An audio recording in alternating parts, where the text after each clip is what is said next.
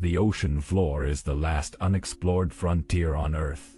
We've mapped more of the moon's surface than we have of our own seabeds.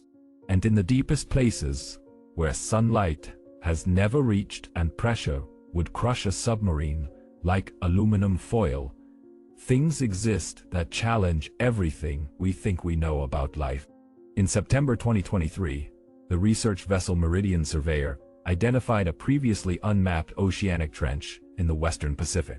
Located approximately 320 kilometers southwest of Guam, the formation had somehow escaped every prior bathymetric survey. Initial readings suggested a depth exceeding 11,000 meters, deeper than the Challenger Deep, deeper than anything ever recorded. The discovery was kept quiet. Only 12 people knew about it initially.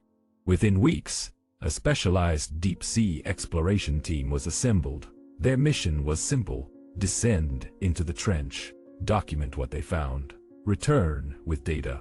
None of them expected to return with questions that would never be answered. Dr. James Chen led the scientific team, a marine geologist with 20 years of experience. He had participated in 3 previous Hadal Zone expeditions. He had seen the strange life forms that thrive at extreme depths: eyeless fish, translucent shrimp, organisms that feed on chemical vents and never see the sun. But nothing in his career prepared him for what waited in that trenches. The descent began at 400 local time on October 3, 2023. The submersible, Nereid III, a state-of-the-art research vessel, capable of withstanding pressures exceeding 1100 atmospheres, carried Chen and 2 other scientists into the darkness. Communication with the surface was maintained through acoustic relay. Video feed was transmitted in real time. For the first 2 hours, everything proceeded normally. The team passed through familiar zones of the deep ocean. The mesopelagic twilight zone gave way to the bathypelagic midnight zone. Bioluminescent organisms flashed in the darkness, brief sparks of life in an otherwise empty void. At 6,000 meters, they entered the abyssopelagic zone. Here, temperature drops to near freezing. Pressure becomes immense. Most life forms can't survive. The ones that do have evolved bizarre adaptations: translucent bodies, expandable stomachs, the ability to detect vibrations from kilometers away. Chen reported seeing several deep-sea fish at this depth, giant isopods, a few specimens of Bathynomus giganteus, the famous giant deep-sea cockroach. Nothing unexpected, nothing alarming. At 85,500 meters, they entered the Hadal Zone, named after Hades, the Greek god of the underworld. Only a handful of humans have ever reached these depths. The Nereid's external lights illuminated a landscape of ancient sediment, undisturbed for millions of years, silent as a tomb. Then, at 9,847 meters, Dr. Chen's voice changed. His transmission, later analyzed by audio specialists, showed elevated stress markers. His words came faster. His breathing was irregular. "There's something on the seafloor," he reported. "Structures, repeating geometric patterns." The video feed showed what appeared to be raised formations on the seabed, arranged in parallel lines extending beyond the range of the submersible's lights. The shapes were too irregular to be natural, too organized. At first, the surface team assumed they were looking at a new type of geological formation.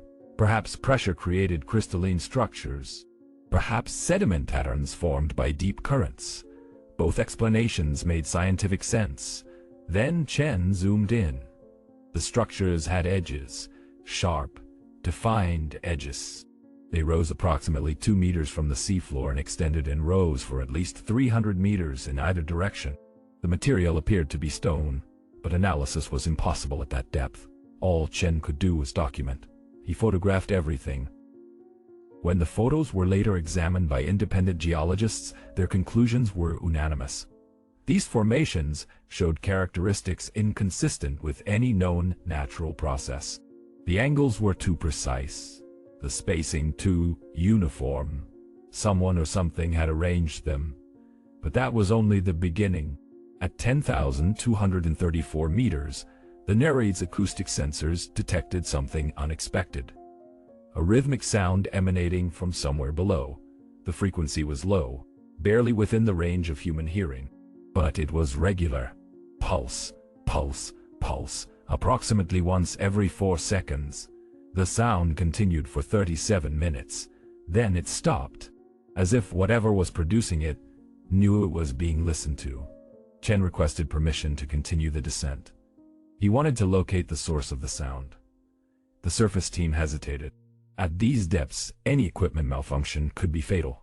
There would be no rescue, no second chances. Permission was granted. At 10,876 meters, the video feed began showing interference. Static lines appeared across the image. Audio developed a subtle echo that wasn't present before. The narrate systems were functioning normally. The interference seemed to be external. Then Chen reported seeing movement. His exact words preserved in the mission transcript. Something just passed in front of the lights. Something large.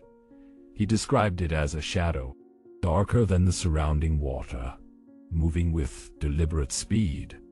The shape was indistinct, but Chen estimated its length at 15 meters. Possibly more. No known organism lives at 10,876 meters. The pressure at that depth exceeds 1,100 bars. Even the hardiest Hadal species struggled below 10,000 meters. Whatever Chen saw shouldn't have been there. The shadow passed 3 more times over the next hour. Each time, it seemed to be circling the submersible, watching it, studying it. At 11,034 meters, the Nereid reached the bottom of the trench.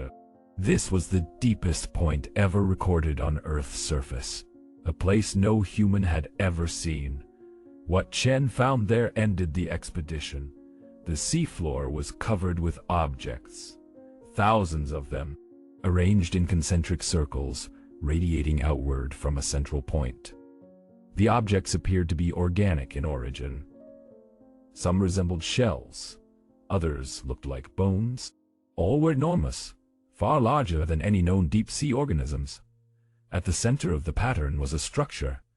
Chen described it as a dome, approximately 40 meters in diameter, composed of something that reflected the submersible's lights in an unusual way, almost metallic, but not quite. Its surface appeared to be covered in markings.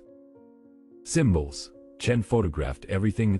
When he attempted to move closer to the dome, the narrate systems began failing. Navigation went offline. Communication became intermittent. The acoustic sensors registered sounds they shouldn't have been able to detect. Sounds in frequencies that don't occur naturally.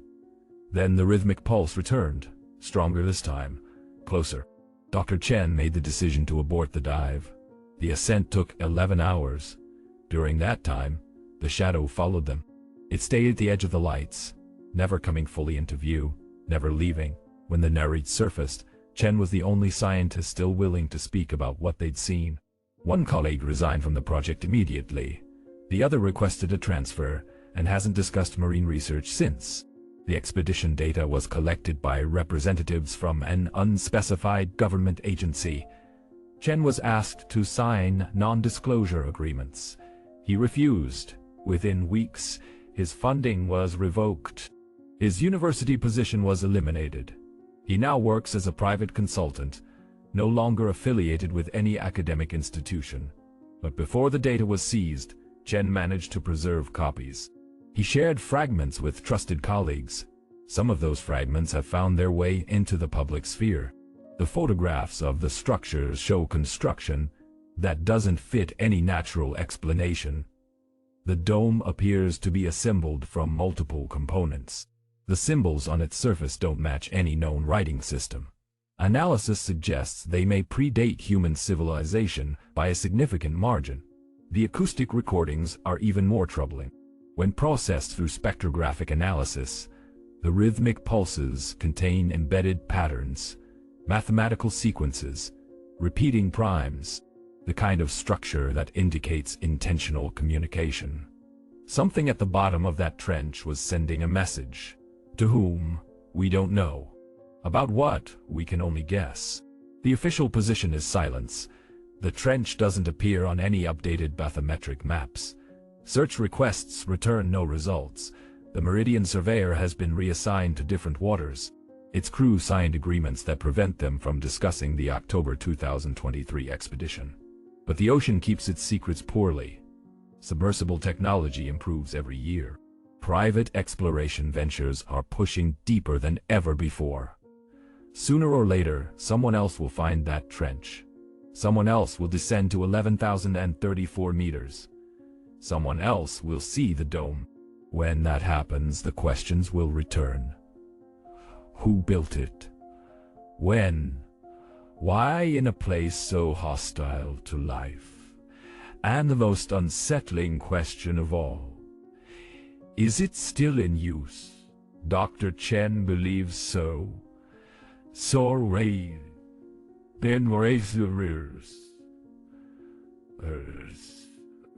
in one of his final public statements before withdrawing from academic life, he said something that still echoes in marine research circles.